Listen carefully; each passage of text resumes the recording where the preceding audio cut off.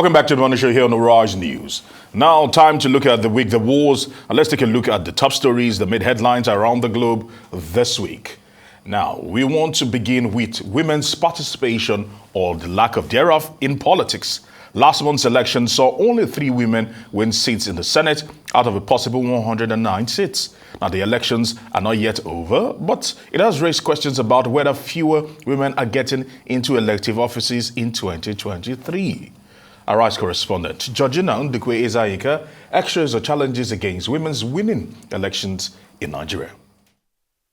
The World Economic Forum's Global Gender Gap Report 2022 ranks Nigeria 141st out of 146 countries in the world in terms of political participation of women. In Africa, Nigeria is rated lowest compared to other African countries.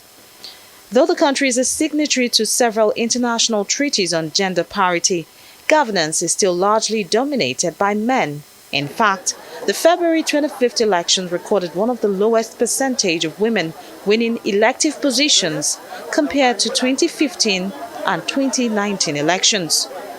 With 11 seats still remaining, only 3 women have won election into the Senate. Now, this is a sharp decline compared to the number in the 9th Senate. In 2019, 21 women made it to the National Assembly, 8 in the Senate and 13 in the House of Representatives, representing 4.5% of the National Assembly membership. The number in the Senate dropped to 7 following the death of Senator Rose Oko representing Cross River State. In 2023, all 7 female senators lost their bid to return to the red chambers. Permanent among them are Senator Biodun Olujimi of Ekiti State, Stella Odwa, and Uche Ekunife, both of Anambra State. Some activists have blamed lack of resources, patriarchal culture, and access to political networks as some of the reasons behind women's underrepresentation in governance. But what can be done to reverse this trend? Experts say the full commitment of the incoming government to the implementation of the 35% affirmative action in all spheres of governance will go a long way in actualizing this dream. Political actors have also called on political parties to create more space for female politicians to compete for leadership positions. Georgina Ndukwe Ezayika, Arise News. Now, Steve, we celebrated Women's Day. International Women's Day, March 8th. Yeah, and even the governor of Lagos was here and he spoke about what his administration has been trying to do to ensure that that particular affirmative action, that threshold is actually met. Yeah. But as we get into politics, I don't know if it's because there is a paradigm shift in terms of one administration is ending and another is beginning. Most political parties did not make conscious room for women to get into elective positions this time around. They probably just left it, like, go and fight for whatever you can fight for. Yeah. And you know it's not a level playing field if you leave it at that. I mean, they spoke about it. Practically all the parties, especially the big ones, before Labour became a strong voice. The big parties, APC and the PDP, spoke glowingly about the need, to address the question of underrepresentation of women, in politics. But there are 2 areas, of course, that is key: elective offices, and of course, the ones that you are pointed into. Nigeria is not doing very well at all, in both spaces. When you listen to what even women leaders in political parties say about what is responsible, it's almost as if that they have given up ab initio, because the question will be, if it is about democracy, let us compete and don't let us have special concessions. But the whole affirmative action is also about creative concession.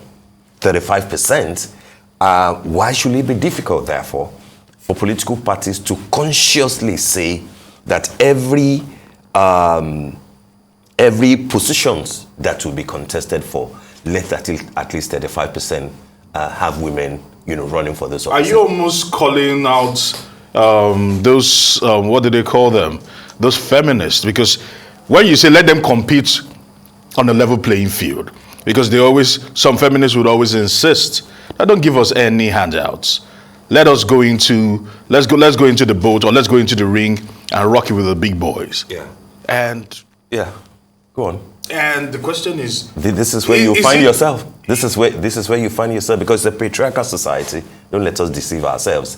So for us to get to the point where, when you look at a typical House of Assembly or a typical National Assembly, either the red chamber or the green chamber, and you see that yes, you just don't have a scattering of women. You have at least 35% of women there. You will have to consciously encourage the system to allow it to work. If you throw it open just to say let them compete, because you think that some feminists or womanists will think that no, don't give us handouts. We are equal to the task. This is where this is the position where we'll be. 3 senators only out of 109, worse than we had in 2019, worse than 2015.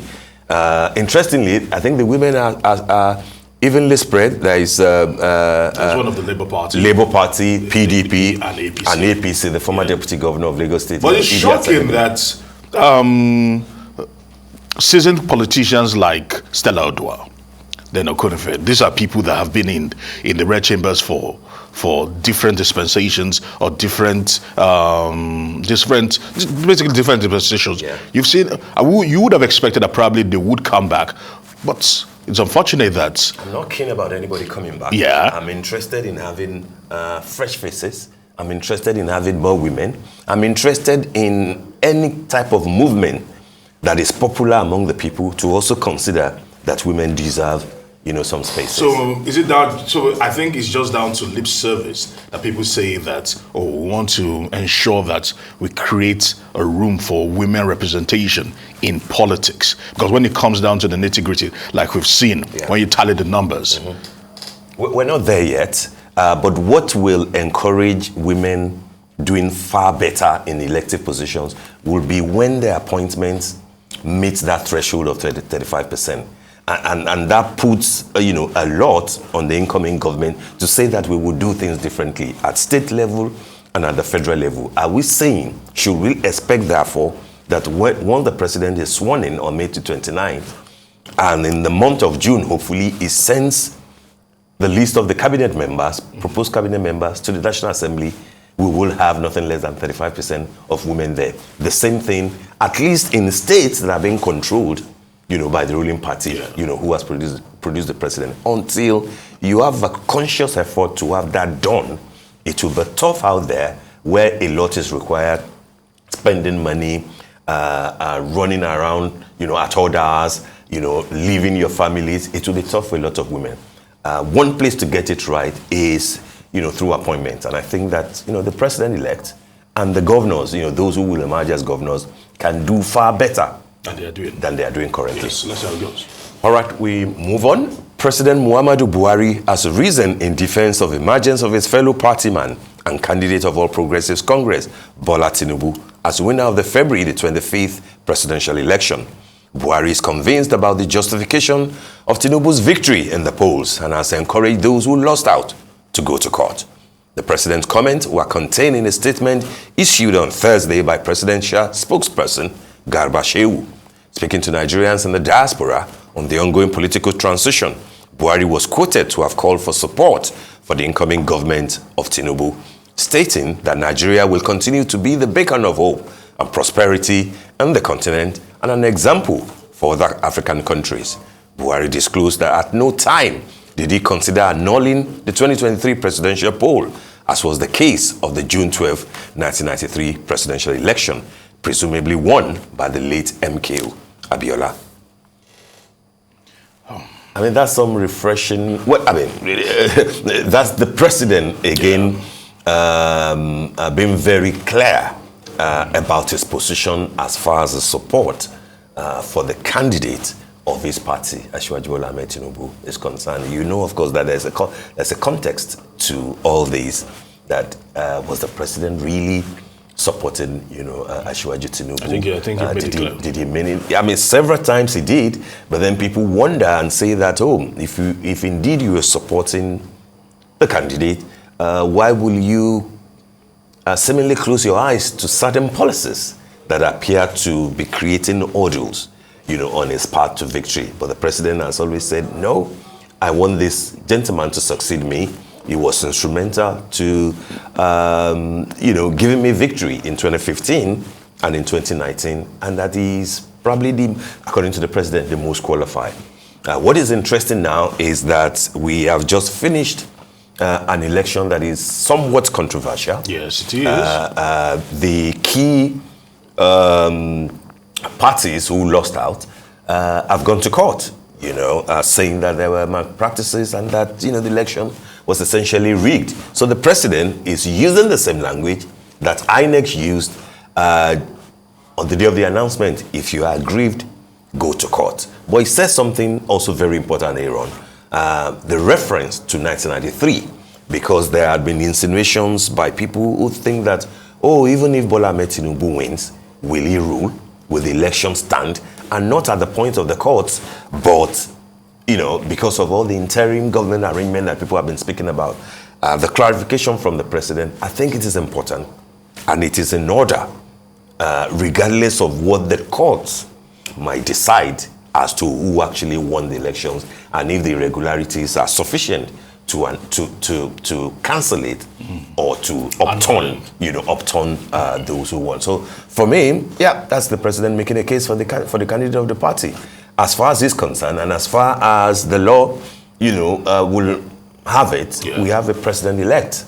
The election is being challenged, but that does not distort the fact that we have a president-elect, and all things being equal, he will be sworn in on the 29th of May. All right, two things that actually strike me. Number one is that regardless of what people say about the president's inclinations or predilectives towards Bola Ahmed Tinubu and his candidacy that has now matured into being a president-elect, he has put his money where his mouth is. He has walked the walk, talked the talk.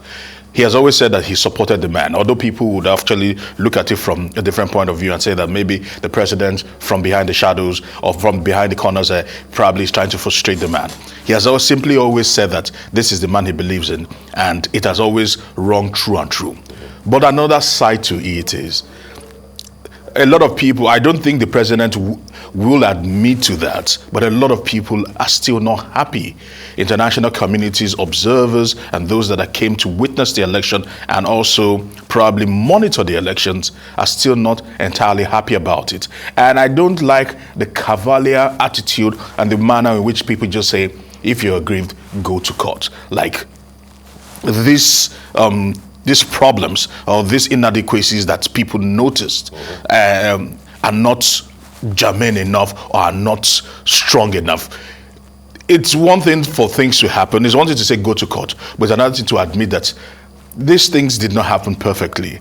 But the only route or the best route out of this particular situation is to go to court rather than just probably speak like the INEC chairman that if you feel aggrieved about or if you're not happy with the result, just go to court.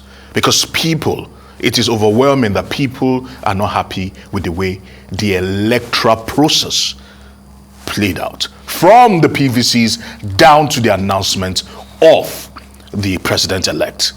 That's actually debatable. But you see, what is important is there is no other option to showing your grievance other than to go to court.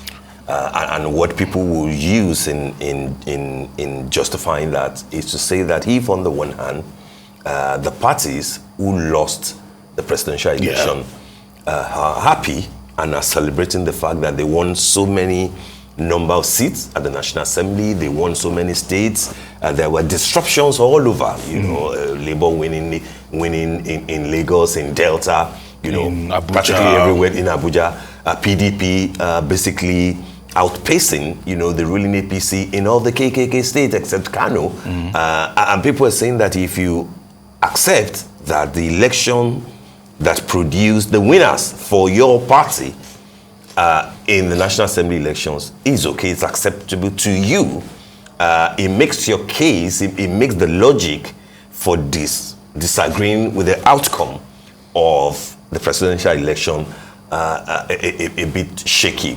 And that is not to, hold on one bit. That is not to say that there were no issues with the presidential election, and we saw it that what INEC promised, they didn't fully deliver on them. But then the point is that will those infractions and malpractices be sufficient in the eyes of the law when it gets to the court to nullify that election? No, that's the argument. My own grasp with the whole thing and the entire process is not. I do not pay mind to the political parties and how they see the outcome of the elections. Yes. But I'm more concerned about the electorate and how they were treated before, during, and after the elections. Because whether we like it or not, the fulcrum of every political exercise is the electorate. And how were the electorate treated?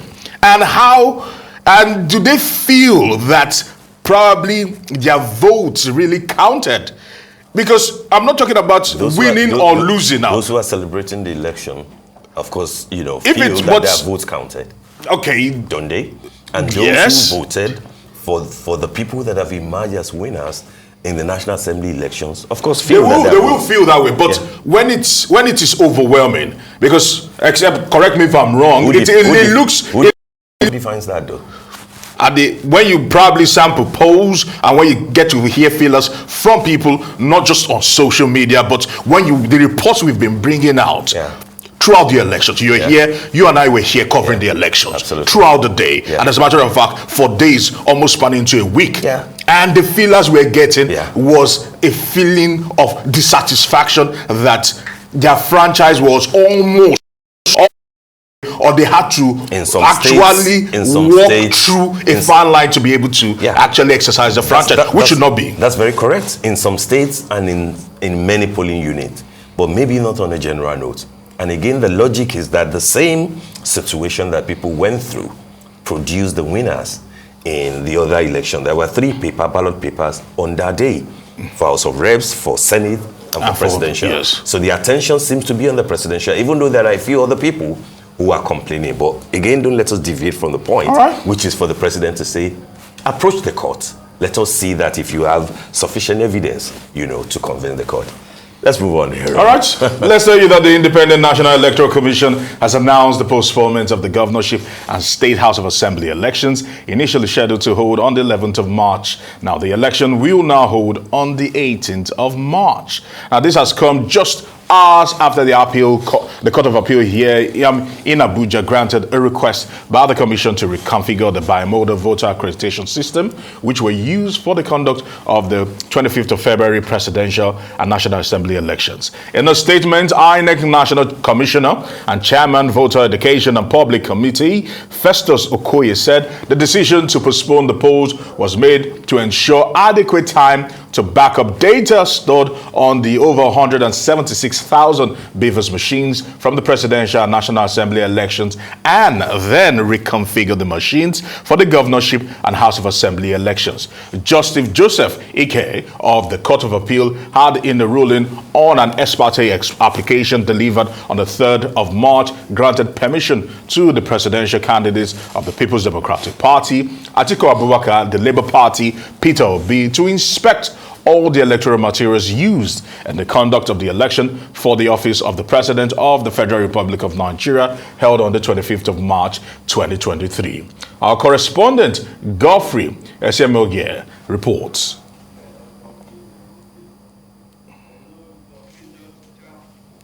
All right, Steve, let's just dive straight into this. A lot of people have given their own opinions about the movement of this particular election, the second election that was to be held in this year by 1 week. And of course, it came at the back of that particular judgment.